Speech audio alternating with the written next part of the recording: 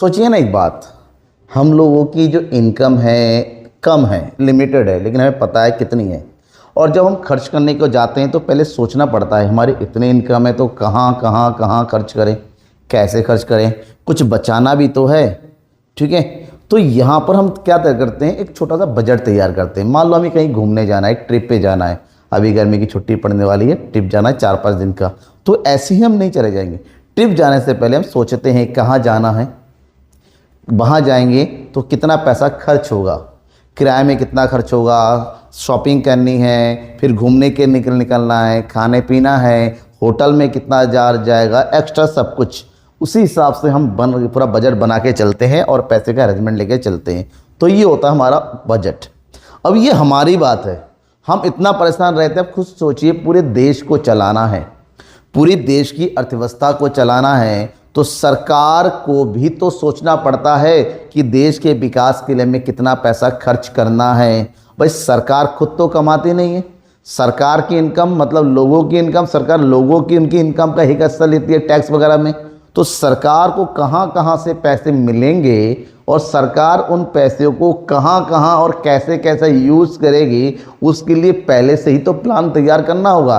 Company में पढ़ाया जाता है बिजनेस में प्लानिंग, कि फ्यूचर में क्या करना है, उसको पहले से ही सोचना, उसकी रूपरेखा तैयार करना, एक प्रॉपर पूरा स्ट्रक्चर तैयार कर लेना, क्या करना है। वैसे ही सरकार को करना पड़ता है देश की विकास के लिए। सरकार विकास के लिए अगर 1 रुपये भी खर्च करती है ना, उसका प्रॉपर प्लान होना चाहिए, उसको प्रॉपर वे में जितने भी सरकार में बैठे हुए लोग हैं, मंत्रीगण हैं या सांसद है, वो सब लोग मिलकर तय करते हैं, संसद में वो पारित होता है, असेंबली से मिलता है और लीगल तरीके से कहा जाता है कि हाँ इतना पैसा यहाँ पर अब खर्च होने वाला है, और उसी हिसाब से चलता है। और ये पूरा जो बजट तैयार होता है वो 1 दिन या 2 दिन का नहीं होता है, वो पूरे साल के लिए होता है, पूरे वित्तीय वर्ष के लिए होता है। जिससे कि भारत का जो अकाउंटिंग ईयर है 1 अप्रैल से लेकर 31 मार्च तक के लिए, भारत में हर साल 1 फरवरी को भारत का बजट पेश किया जाता है। ठीक है, कब? 1 फरवरी को भारत का बजट पेश किया जाता है, और इस 1 फरवरी को पेश होने से 1 अप्रैल से पूरा बजट हमारा अप्लाई हो जाता है, और उसी के अकॉर्डिंग पूरे देश में पूरे साल भर काम किया जाता है। ठीक है, समझ में आ गया? तो यहाँ पर आज की इस क्लास में मैं यही बताऊँगा आपको कि बजट क्या होता है, बजट का क्या अर्थ है, और बजट के कौन कौन से घटक होते हैं, जिसमें समझेंगे कि सरकार को पैसा कहाँ से मिलता है और सरकार पैसे कहाँ कहाँ खर्च करती हैं। और उसी के बीच में हमें एक पॉइंट और पढ़ना है बेटा। क्या पढ़ना है? उसके लिए पहले लाइक कर दो और सब्सक्राइब अगर नहीं किया कर दो, क्योंकि बजट आपके एग्जाम में लगभग 6 to 8 मार्क्स का आने वाला है। तो आपको ये जो पॉइंट मैं बताने वाला हूँ आज की क्लास में, बजट के उद्देश्य एग्जाम में गारंटेड है, हर साल पूछा जाता है, इस साल भी पूछा जाएगा। तो हमें समझना होगा कि सरकारी बजट किसे कहते हैं, बजट क्या है या सरकारी बजट क्या है। एक ही बात होगी, बजट किसी भी देश के सरकार के अनुमानित आय और अनुमानित व्यय का एक विवरण होता है, जो उस देश के लिए एक वित्तीय वर्ष के लिए तैयार किया जाता है सरकार के द्वारा, और संसद में बाकायदा पारित किया जाता है। एक यहाँ पर एक वर्ड यूज़ किया जाता है, अनुमानित, एस्टिमेटेड। अब ये अनुमानित क्यों है भाई? सरकार की कितनी इनकम, क्योंकि ये जो बजट होता है ना, बजट ये किसके लिए होता है? आने वाले वित्तीय वर्ष के लिए, आने वाले वित्तीय वर्ष के लिए। ठीक है, मतलब 1 फरवरी 2025 को जो बजट पेश किया गया था, वो पेश किया गया था 1 अप्रैल 2022 से लेके 31 मार्च 2026 के कार्यकाल के लिए। मतलब इससे 1 महीने पहले जो पेश किया गया। मतलब बजट हमेशा आने वाले साल के लिए होता है, और फ्यूचर में कितना इनकम होगा और कितना व्यय हम करने वाले हैं, उसका केवल अनुमान लगाया जा सकता है, और उसी के आधार पर व्यय किए जाने की कोशिश की जाती है। तो ये एक एस्टिमेटेड प्लान होता है कि ऐसा करेंगे, रियलिटी उसी टाइम पे होता है। इसके लिए यहाँ पर वर्ड यूज़ किया जाता है एस्टिमेटेड, कि इस साल हम यहाँ पर यहाँ से इतना इनकम प्राप्त करने वाले। हो सकता है कम हो सकता है ज़्यादा हो, लेकिन एक प्लान तो रखना ही पड़ता है ना। जैसे हम कहते हैं हम आज घूमने जाएंगे, वहाँ पर 2 घंटे रुकेंगे। भाई 2 घंटे का प्लान करके गए, हो सकता है 1.5 घंटे में वापसी हो जाए, हो सकता है 2 घंटे से 2.5 घंटे भी हो जाए। तो यहाँ पर एस्टिमेटेड होता है, इसलिए कहा जाता है कि सरकारी बजट एक वार्षिक वित्तीय विवरण है जो एक वित्तीय वर्ष के दौरान अपेक्षित राजस्व और अनुमानित व्यय का आइटमवार अनुमान दर्शाता है कि कहाँ से पैसा आ रहा है और कहाँ को पैसा जा रहा है। भारत की जो वित्तीय मंत्री है, फिलहाल तो श्रीमती निर्मला सीतारमण जी है जो वित्त मंत्री है और जो लगातार पिछले कुछ सालों से जो है बजट पेश कर रही हैं, ठीक है ना। तो क्वेश्चन पूछा जाता है भारत के वर्तमान वित्त मंत्री कौन है, तो अभी के लिए आपका आंसर होगा कि वर्तमान में भारत की वित्त मंत्री है श्रीमती निर्मला सीतारमण, जो भारत में बजट पेश करती है, पूरे वित्त से संबंधित जो है निर्णय लेती हैं। समझे, बजट संसद में पेश होता है।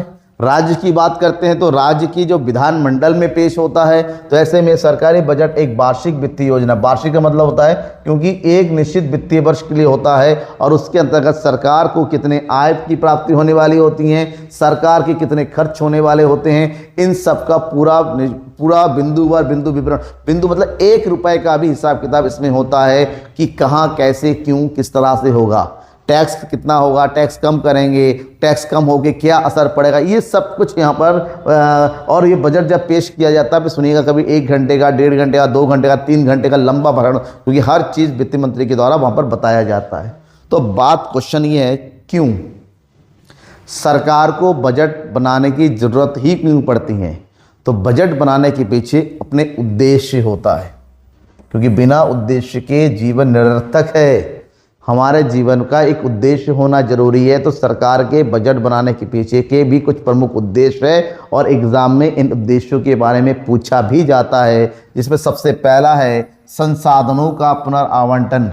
देश में स्थित जितने भी संसाधन हैं उन संसाधनों का आवंटन कैसे किया जाएगा, क्योंकि आवंटन की आवश्यकता ऐसी होती है क्योंकि भारत में सरकारी क्षेत्र और साथ ही साथ निजी क्षेत्र दोनों ही प्रकार के क्षेत्र मिलकर उत्पादन की प्रक्रिया को और आर्थिक गतिविधियों को पूर्ण करते हैं। तो सरकारी क्षेत्र और निजी क्षेत्र के बीच में संसाधनों का आवंटन कैसे होगा, किसको कितना किया जाएगा, किस प्रकार से होगा, ताकि उत्पादन की गाड़ी को तेजी से आगे बढ़ाया जा सके और देश की विकास को आगे बढ़ाया जा सके, इसका पूरा इंतजाम सरकार अपने बजट के माध्यम से ही करती है। नेक्स्ट, भत्ता या फिर कर रियायतें। सरकार की इनकम का सबसे बड़ा सोर्स है टैक्स।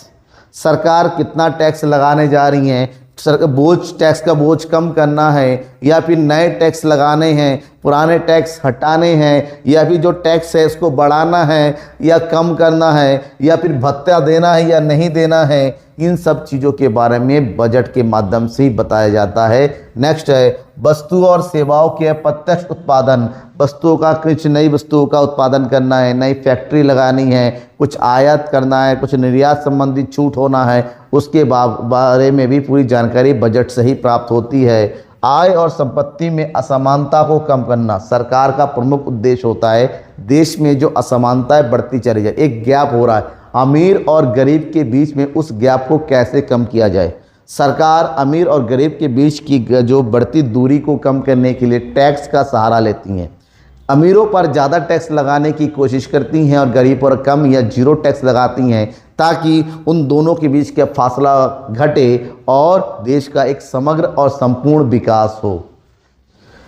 बजट के माध्यम से देश में आर्थिक स्थिरता बनाई जाती है। अगर देश में मंदी की स्थिति आने की संभावना है या देश में महंगाई की आने की संभावना है, उससे के अनुरूप सरकार अपने बजट को तैयार करती हैं ताकि आने वाले परेशानियों से, आने वाली समस्या से बचा जा सके। और मंदी क्या है और महंगाई क्या है, ऑलरेडी आपने पिछले चैप्टर में पढ़ लिया है कि इससे कितनी बड़ी समस्या देश को हो सकती है। सार्वजनिक उद्यमों का प्रबंधन। देश में सरकार के अपने उद्यम चलते हैं, सरकारी कंपनियां हैं, सरकारी निगम हैं, सरकारी संस्थाएं हैं, उन सबको चलाने के लिए फंड की आवश्यकता पड़ती है। तो सरकार बजट के माध्यम से ही सरकारी उपक्रमों को फंड प्रोवाइड करती है। अगर उनको लाभ की प्राप्ति होती है तो उसकी जानकारी भी सरकार उसी के थ्रू, क्योंकि सरकार के आय का बड़ा सोर्स उन उपक्रमों के माध्यम से प्राप्त होने वाली आय या लाभ है, और उनको फंड भी देना पड़ता है। सरकारी कर्मचारियों की सैलरी भी होती है, उन सब का इंतजाम सरकार अपने बजट के माध्यम से ही करती हैं। आर्थिक विकास। सरकार की बजट का एकमात्र उद्देश्य होता है कि सबसे बड़ा एकमात्र मतलब होता है संपूर्ण एक इन सब कार्यों का कि देश का विकास कैसे किया जाए, देश की जीडीपी दर को कैसे बढ़ाया जाए, देश को बाकी विश्व की परिपटल पे कैसे आगे पर लाया जाए, और इसी से रिलेटेड एक नीतिगत योजनाबद्ध और लोगों की कल्याण संबंधी बजट तैयार किया जाता है। क्षेत्रीय अंतरों को कम करना, भारत संघ है, भारत राज्यों का समूह है, भारत में बहुत सारे राज्य हैं, उन सभी राज्यों की स्थिति एक जैसी नहीं होती है। कहीं पर अमीर, कहीं किसी राज्य की स्थिति बहुत अच्छी है, किसी राज्य की स्थिति बहुत खराब है। खराब स्थिति राज्यों को और आगे लाने के लिए उनको एक्स्ट्रा फंड दिया जाता है ताकि वो अपनी स्थिति को सुधार सके, और ये सब बजट के माध्यम से ही किया जाता है। तो ये हो गया बजट के प्रमुख उद्देश्य, लेकिन जो पढ़ना है वो मेन ये है बजट के घटक कि बजट के अंग कौन कौन से, जब बजट बनाया जाता है उसका स्ट्रक्चर क्या होता है। सरकार जब बजट तैयार करती है उसको दो प्रमुख भागों में बांटा जाता है, एक होता है बजट की प्राप्तियां और एक होता है बजट के व्यय। बजट प्राप्तियां मतलब होता है बजट रिसीप्ट, सरकार को क्या क्या मिलने वाली हैं, और एक्सपेंडिचर मतलब सरकार क्या क्या खर्च करने वाली हैं। प्राप्तियां यानी कि रिसिप्ट्स दो तरीके के होते हैं, एक होता है राजस्व प्राप्तियां यानी कि रेवेन्यू रिसिप्ट्स, और एक होता है पूंजीगत प्राप्तियां यानी कि कैपिटल रिसिप्ट्स। रेवेन्यू रिसिप्ट्स मतलब सरकार की वे प्राप्तियां जिससे सरकारी संपत्तियों और दायित्वों पर कोई प्रभाव नहीं पड़ता है, लेकिन पूंजीगत प्राप्तियों से सरकार के दायित्व और या फिर सरकार के संपत्तियों पर प्रभाव पड़ता है। संपत्तियां कम होती हैं या फिर दायित्व बढ़ते हैं। जबकि बजट व्यय यानी कि सरकार के खर्चे दो प्रकार के होते हैं, राजस्व व्यय रेवेन्यू एक्सपेंडिचर और कैपिटल एक्सपेंडिचर यानी कि पूंजीगत व्यय।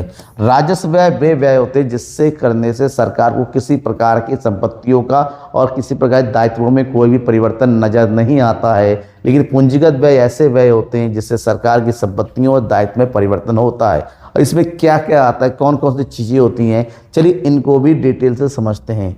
सबसे पहले की शुरुआत करेंगे बजट प्राप्तियों, उनकी सरकार को प्राप्त होने वाली आय। यहाँ पर प्राप्तियों से सीधा मतलब हमारा आय से होता है, ठीक है। रिसिप्ट्स यानी कि सरकार की इनकम, सरकार को कहाँ कहाँ से इनकम मिलने वाली। तो बजट प्राप्तियों का मतलब होता है वो सभी स्रोत जिसके माध्यम से सरकार को आय की प्राप्ति होने वाली होती है साल भर के अंदर, एक वित्तीय वर्ष में। तो सरकार की जो प्राप्तियों को दो भागों में बांटा जाता है, सरकार को मिलने वाली राजस्व प्राप्तियां और सरकार को मिलने वाली पूंजीगत प्राप्तियां। तो इन दोनों को समझना पड़ेगा कि मेन सोर्स तो यही है। शुरुआत करेंगे कहाँ से, राजस्व प्राप्तियों से। रेवेन्यू रिसिप्ट, सरकार की राजस्व प्राप्तियां, ऐसी प्राप्तियां जैसे मैंने बताया कि ये वे प्राप्तियां होती हैं जिससे सरकार के ना तो लायबिलिटी पर कोई प्रभाव पड़ता है, ना ही सरकार के एसेट्स पर कोई प्रभाव पड़ता है। मतलब ना तो कोई जोखिम बढ़ता है, ना तो लायबिलिटी में कोई वृद्धि होती है। लायबिलिटी मतलब क्या हुआ, दायित्व, मतलब कर्जे, सरकार के कर्जे यानी कि उधार, इसमें ना तो कर्जे बढ़ते हैं और ना ही सरकार के जो संपत्तियां हैं यानी कि प्रॉपर्टी है उनमें कोई कमी होती है। तो इसका मतलब होता है इस पैसे तो आते हैं लेकिन सरकार के सामान्य कार्यों से आते हैं, सरकार के सामान्य स्रोतों से आते हैं। इससे संपत्तियों और दायित्वों का कोई भी वास्ता, कोई भी प्रभाव नहीं पड़ता है। अगर इन प्राप्तियों की बात करते हैं, ये सरकार की आय का सबसे बड़ा स्रोत होता है और इन स्रोतों को बोलते हैं गैर राजस्व और कर राजस्व। गैर कर राजस्व और कर राजस्व मतलब वो जो टैक्स के अलावा प्राप्त होता है और जो टैक्स के रूप में प्राप्त होता है, और इन दोनों को समझेंगे जिसमें एक है गैर राजस्व प्राप्तियां। गैर राजस्व प्राप्तियां सरकार की वे प्राप्तियां होती हैं जो सरकार को कर के अलावा दूसरे स्रोतों से प्राप्त होता है। मतलब ये कर नहीं है, सरकार अपनी कुछ सरकारी सेवाओं को देने के बदले में, सरकारी नियम कानून तोड़ने के बदले में, या सरकारी संपत्तियों के बदले में, या सरकारी उपक्रमों के बदले में सरकार को प्राप्त होता है। मतलब यहाँ पर सरकार जो है कुछ देने के बाद वसूलती हैं। इसका मतलब ये होता है गैर राजस्व सार्वजनिक प्राधिकरण द्वारा करों के अलावा अन्य स्रोतों से अर्जित होती है, जिससे सबसे बड़ा है ब्याज। सरकार जो है विभिन्न देशों को, विभिन्न उपक्रमों को, अलग अलग राज्यों को ऋण प्रदान करती है, मतलब कर्जा देती हैं। तो कर्जे देने के बदले में सरकार को आय जो ब्याज प्राप्त होता है, ये सरकार की आय का बहुत बड़ा स्रोत है। सरकार के बहुत सारी कंपनियां चलती हैं या सरकार के शेयर बहुत सारे जो है जॉइंट कंपनी में हैं और उन सभी कंपनियों से सरकार को जो आय की प्राप्ति होती है उसको लाभांश कहा जाता है। लाभ का हिस्सा लाभांश, लाभ। इसके अलावा सरकार डायरेक्टली बहुत सारी कंपनियां खुद चलाती हैं, वहाँ से सरकार को लाभ की प्राप्ति होती है। सरकार को विभिन्न देशों से, अलग अलग प्रकार की संस्थाओं से, भारत विदेशों में रहने वाले लोगों से दान अनुदान कुछ ना कुछ प्राप्त होता रहता है, वो सरकार के आय का हिस्सा है। सरकार के बनाए गए नियम कानूनों को तोड़ने पर अदालतों के द्वारा या फिर पुलिस के द्वारा या अलग अलग म्यूनिसिपैलिटी के द्वारा बहुत तरीके का जुर्माना लगाया जाता है लोगों पर जो उस कानून को नहीं मानता है, उससे भी सरकार को प्राप्त होती है। एक एस्टीट होता है, ये एस्टेट का मतलब होता है जब ऐसी संपत्तियां, परिसंपत्तियां जिनका कोई भी वारिस नहीं होता है, लावारिस होता है, जिस पर कोई अधिकार नहीं जमाता है, वहाँ पर वो सरकार के अंडर में चला जाता है, वो सरकार की आय का हिस्सा होता है। तो ये सब सरकार के क्या है, गैर कर प्राप्तियाँ, क्योंकि ये नॉर्मली नहीं मिलता है। इसके अलावा सरकार फीस वसूलती हैं, सरकार की बहुत सारी सेवाएं होती है। सरकार हेल्थ सेक्टर के थ्रू, एजुकेशन के थ्रू या रजिस्ट्रेशन के थ्रू, आप लाइसेंस बनवाने जाएंगे फीस देना पड़ेगा, गाड़ी खरीदने रजिस्ट्रेशन चार्ज देना पड़ेगा, कई प्रकार की फीस सरकार लेती है, वो भी सरकार के आय का बड़ा सोर्स है। कर राजस्व प्राप्तियां सरकार के आय का नंबर 1 स्रोत, नंबर 1 प्राप्तियां, ये सरकार को सबसे ज़्यादा इनकम जो मिलता है वो टैक्स के रूप में बढ़ता है। टैक्स क्या है? टैक्स वे अनिवार्य भुगतान होता है जो जिस व्यक्ति पर लगाया जाता है, जिस संस्था पर लगाया जाता है, अनिवार्य रूप से उसको पेमेंट करना ही पड़ता है, वो इससे बच नहीं सकता, मतलब देना ही है, लगाया गया है। तो ये और सबसे इम्पोर्टेंट बात है कि यहाँ पर टैक्स के बदले में आप सरकार से ये नहीं कह सकते कि मैं टैक्स दे रहा हूँ तो मुझे विशेष सेवा चाहिए। ये सेवा रहित दिया गया भुगतान है सरकार को। अब ये टैक्स की अगर बात करते हैं, 2 प्रकार के होता है, एक जो प्रत्यक्ष रूप से दिया जाता है और एक अप्रत्यक्ष के रूप से होता है। तो टैक्स के 2 प्रकार होते हैं, प्रत्यक्ष कर और अप्रत्यक्ष कर। जहाँ पर प्रत्यक्ष कर क्या होता है? प्रत्यक्ष कर वो कर होता है जहाँ पर जिस व्यक्ति को, मान लो ये व्यक्ति है, इस व्यक्ति के ऊपर टैक्स लगाया जा रहा है, तो इस पर टैक्स लग भी रहा है और इसका पेमेंट भी ये खुद कर रहा है डायरेक्टली टू द गवर्नमेंट। तो इसका मतलब होता है, इसको हम प्रत्यक्ष कर के नाम से जानते हैं, डायरेक्ट टैक्स के नाम से जानते हैं। जैसे निगमित कर, कंपनियों के लाभ पर लगने वाला टैक्स जो कंपनी को खुद पे करना पड़ता है, लोगों की प्रॉपर्टी पर लगने वाला, जिसकी प्रॉपर्टी उसको पे करने करता है, ब्याज पर लगने वाला कर, पूंजीगत लाभ कर या लोगों की इनकम पर लगने वाला टैक्स, ये डायरेक्ट टैक्स होता है। जबकि दूसरा होता है अप्रत्यक्ष कर। अप्रत्यक्ष कर ऐसे कर होते हैं जो जिस व्यक्ति पर लगाया जाता है, जो जिस व्यक्ति पर लगाया जाता है वो पेमेंट ना करके वो क्या करता है, किसी दूसरे व्यक्ति से वसूलता है। तो इसका मतलब होता है सरकार ने टैक्स यहाँ पर लगाया, ये इसने इस व्यक्ति से वसूल किया, तो सरकार ने टैक्स यहाँ लगाया, पेमेंट करने वाला कोई और है, ये इसके ऊपर ट्रांसफर कर देता है, तो इसको बोलते हैं अप्रत्यक्ष कर। और ये टैक्स बेसिकली वस्तु और सेवाओं पर लगाया जाता है। वस्तु सेवाओं की बिक्री करता है दुकानदार, मतलब पेमेंट दुकानदार को करना चाहिए, दुकानदार कस्टमर से वसूलता है, फिर सरकार को देता है। जैसे जीएसटी भारत का सबसे बड़ा अप्रत्यक्ष कर, जीएसटी सकल प्राप्ति कर, बिक्री कर होता है, एक्साइज ड्यूटी, कई प्रकार के टैक्स होते हैं जो कस्टमर पेमेंट करता है, लेकिन कस्टमर डायरेक्टली गवर्नमेंट को नहीं देता है, वो जिससे उस सेवा का ले रहा है उसको देता है, फिर वहाँ से वो सरकार को जाता है। ठीक है, ये 2 प्रकार के टैक्स हो गए। तो दूसरा है पूंजीगत प्राप्तियाँ। पूंजीगत प्राप्तियां वे प्राप्तियां होती हैं, पैसे तो आ रहे हैं लेकिन इससे संपत्तियों और दायित्वों पर प्रभाव पड़ता है। मतलब ये वे प्राप्तियां होती हैं जिससे या तो देनदारियां बनती हैं या सरकार की संपत्तियों में कमी आती है। सरकार या तो कर्जे लेंगी, सरकार के कर्जे बढ़ेंगी, या सरकार की संपत्तियां कम हो जाएगी, सरकार अपनी संपत्तियों को बेचेंगी। तो ऐसे में 3 प्रकार की ये प्राप्तियां होती। एक उधार, यानी कि बोरोइंग बोलते हैं इंग्लिश में, उधारी। ठीक है, विनियोग यानी कि विनिवेश, इन्वेस्टमेंट, डिसइन्वेस्टमेंट बोलते हैं इसको, डिसइन्वेस्टमेंट। और उसके बाद है ऋणों की वसूली, that is recovery of loans, recovery of loans. ठीक है, ये 3 प्रकार की होती है पूंजीगत प्राप्ति। पहला उधार, सरकार को अपने व्ययों को पूरा करने के लिए दूसरे देशों से, केंद्रीय बैंक से या अलग अलग संस्थाओं से उधार लेना पड़ता है, कर्जा लेना पड़ता है। इस कर्जा लेने से सरकार के क्या होते हैं, दायित्व बढ़ती हैं, क्योंकि कभी ना कभी तो पेमेंट करना पड़ेगा और बदले में इंटरेस्ट भी देना पड़ेगा, तो सरकार की ये प्राप्तियां होती हैं। सरकार की आय का एक बड़ा सोर्स विनिवेश होता है, मतलब जब सरकार की संपत्तियों को बेचा जाता है, सरकार की कंपनियों के अंशों को निजी व्यक्तियों के हाथों से बेचा जाता है, तो सरकार की संपत्तियों को बेचने की, सरकार के शेयर को बेचने से, सरकार की सिक्योरिटी को बेचने से सरकार को आय की प्राप्ति होती है। और हर साल सरकार अपनी संपत्तियों को बेचती है और आय की प्राप्ति करती है, इसको विनिवेश बोलते हैं।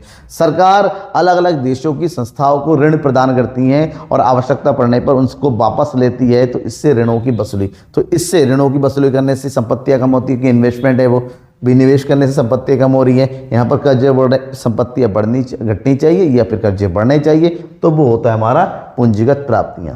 इसके अलावा हम बात करेंगे बजट व्यय, दूसरा सबसे इंपॉर्टेंट भाग है सरकार के बजट का। एक होता है आय, पढ़ लिया, दूसरा है व्यय।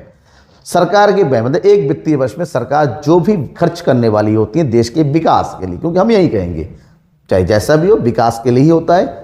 हर कोई सरकार देश का भला चाहती है, हालांकि भला के नाम पे खुद का भला कितना कर लेती है वो अलग मैटर है। फिलहाल हमें यहाँ पर पढ़ना है कि सरकार देश के लिए कितना खर्च करनी है। और ये बजट भी 2 प्रकार के होते हैं, एक राजस्व बजट, कौन सा बजट, एक राजस्व बजट और दूसरा है पूंजीगत बजट। ठीक है, सबसे पहले हम बात करते हैं इसमें व्यय में राजस्व व्यय की। राजस्व व्यय सरकार के व्यय होते हैं, मतलब सरकार के वैसे खर्चे, ये ऐसे खर्चे होते हैं जो देश के विकास के लिए सामान्य रूप से खर्च करने ही पड़ते हैं, और ये होता ही रहता है। इससे ना तो संपत्तियों का निर्माण होता है, ना दायित्वों में कोई कमी होती है, ना ही कर्ज कम होता है, ना संपत्तियां बढ़ रही हैं, प्रॉपर्टी बढ़ रही है। लेकिन देश चलाना है तो खर्चे करने ही पड़ेंगे।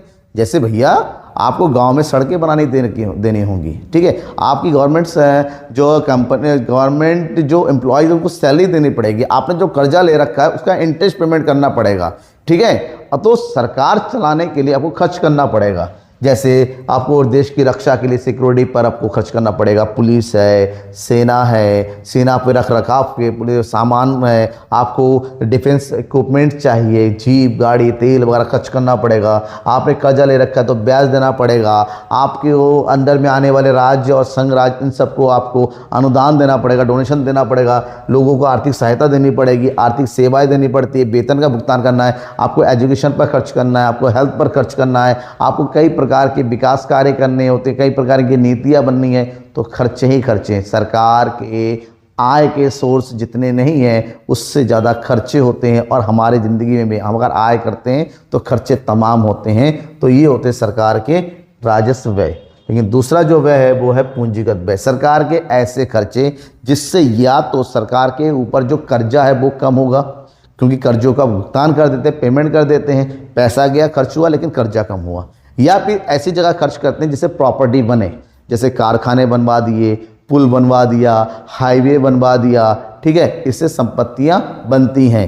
समझ में आ गया? तो ऐसे खर्चे जिससे सरकार को या तो संपत्तियों का निर्माण होगा या फिर दायित्वों में कमी होगी, और इससे कई प्रकार के होते हैं, जैसे केंद्रीय योजना पर पूंजी लगा जाए, राज्यों या फिर संघ राज्यों को, ठीक है, उनको ऋण दे दिया, दूसरे देशों को ऋण दे दिया, सरकारी भवनों को निर्माण कर दिया, फैक्ट्री का निर्माण कर दिया, ठीक है, हाईवे का निर्माण, ये सब कुछ सरकार के ऐसे खर्चे होते हैं जिससे संपत्तियों का निर्माण होता है, ठीक है, और ये सब देश के विकास में बहुत ज़्यादा इम्पोर्टेंट। तो ये सब सरकार के आय और व्यय का पूरा लेखा जोखा है, कहाँ से क्या होता है, आपको समझ में आ गया होगा। अब बजट से रिलेटेड एक दूसरा पार्ट भी आने वाला है जिसमें बताएंगे बजट कितने प्रकार का होता है, और जो घाटा होता है ना, वो बजट घाटा क्या होता है, बहुत इंपॉर्टेंट पोर्सन है आपके लिए, लेकिन वो दूसरे वीडियो में बताएंगे। तब तक के लिए मुझे कहिए बाय, ठीक है, देखते रहिएगा। और हाँ, एक चीज़ है, शेयर जरूर कीजिएगा। ओके।